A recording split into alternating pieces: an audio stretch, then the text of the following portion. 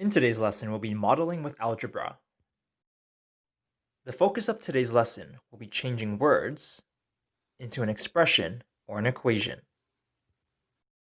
Expressions and equations are very similar, except equations contain equal signs. If you look at the word equation, it almost contains the word equal. A number plus 2 is 4. We want to express this as an equation instead. Let's break this down. A number can be represented with a variable since we don't know what this number is. Next, plus can be represented with addition, and is can be represented with an equal sign. If we put all of this together, we get x plus 2 is equal to 4. In other words, a number plus 2 is 4. 5 times a number is 10.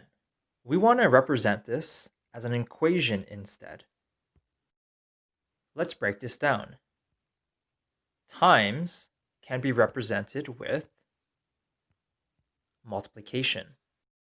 Next, a number can be represented with a variable. I'm going to use x since we don't know what that number is. And last, is can be represented with an equal sign. If I put all of this together, I get 5 multiplied by x is equal to 10. In other words, 5 times a number is 10. We can actually clean this equation up. This multiplication sign isn't necessary. So we can rewrite this as 5x equals 10. When you have a number and a variable side by side, it is assumed that it is multiplication between them. 5 times the number plus 2 is 12. We want to represent this as an equation instead. But first, let's break this down. Times can be represented with a multiplication sign. Next, a number can be represented with a variable. I'm going to use x as this variable since we don't know what that number is. Afterwards, plus can be represented with an addition sign. And last, is can be represented with an equal sign. Let's put all of this together. 5 multiplied by x plus 2 is equal to 12.